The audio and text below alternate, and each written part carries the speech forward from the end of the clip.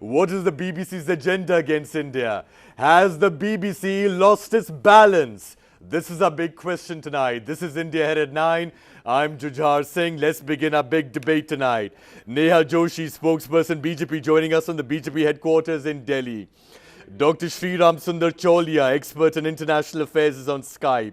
Dr. Saeed Abbas, political analyst, joining us from Bengaluru. Suresh Kochatil, political analyst, is in Hyderabad. And Lalit Ambardar, Kashmiri Pandit, joins me here in the studio. As the BBC is concerned, the Economic Times reported on the 11th of August that the government of India has asked the BBC for raw footage of that supposed video of police firing in Srinagar last Friday. And till now, Economic Times reports the BBC has not provided that.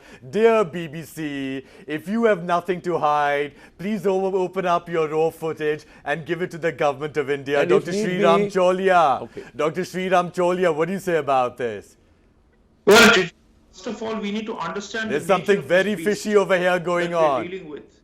The Western liberal media establishment is inherently ideologically predisposed to oppose what they consider to be right-wing regimes around the world. So first thing is they have bracketed India as a so-called, Hindutva. It's being run by some kind of rabid fundamentalist. That's how they are portrayed. And then the next interpretation is that minorities need to be protected against what they think are, these rightist authoritarian tendencies in developing countries.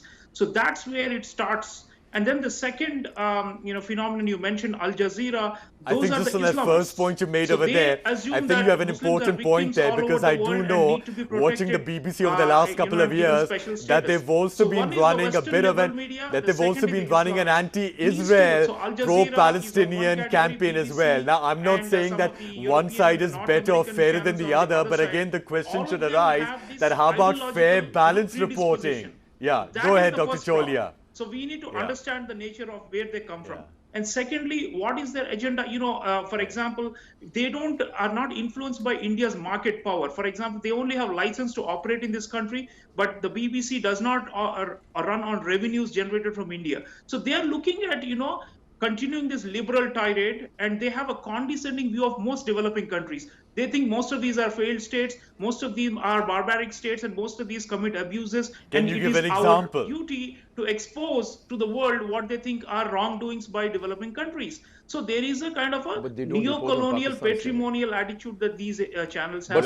So I would say first thing we need to do I follow you not just I follow ask for you on evidence. when you We take need on to suspend the Al licenses Jazeera, of some of these channels. I myself have been on these channels. One second. And, Dr. Chaulia, Lalit Ambardar wants to say something to you. Dr. Chaulia, I follow you regularly when you appear on Al Jazeera. You do a commendable job there. But you need to understand, BBC has a parochial and biased view about India. That is understood, because they don't speak the same language against Pakistan, because the Pakistan lobby is very strong. And bar these channels. Is our audio going to Dr. Chaulia? Because I don't think he can hear us. PCR, can you look into the audio with Dr. Chaulia? Dr. Chaulia, I want to commend your performance on Al Jazeera. You take them head on, and I like it. I follow regularly Al Jazeera. Dr. Sreeram Chaulia, do you know that British MPs in July 2019, let's put up that graphic over there. We made a graphic with the quote over here. British MPs in July 2019 said, House of Commons, right? The BBC today does not have impartiality it used to have, and a reform is needed for it to go back to the good old days of unbiased reporting of fact and not personal opinion, unquote. Dr. Chaulia, my question to you is, what should India do about this now? Well, I will second my preceding speaker's view that we must approach the British government and raise strong objections, and also warn the BBC that they can be taken off air in India, including those regional broadcasts they do in different Indian languages, vernaculars. And I think we should also not just condemn and oppose these Western, liberal, liars, but also, put out our own positive information in a much better way than we are doing right now. You see, it's like counter-attack is also important, not just defense. And there, you see, we have our channels. I'll just quickly interrupt you over here. Something interesting over here. But once again, Dr. Sreeram Chaulia, coming back to Pakistan, you see the international community has rebuffed Pakistan now. They feel isolated, so they're frustrated. But I'm afraid, therefore, they will once again rely on their only weapon, which is terrorism against India. Dr. Chaulia. We are prepared. No, Jujar, we are prepared for it. I think both in terms of troop presence as well as tackling the information warfare.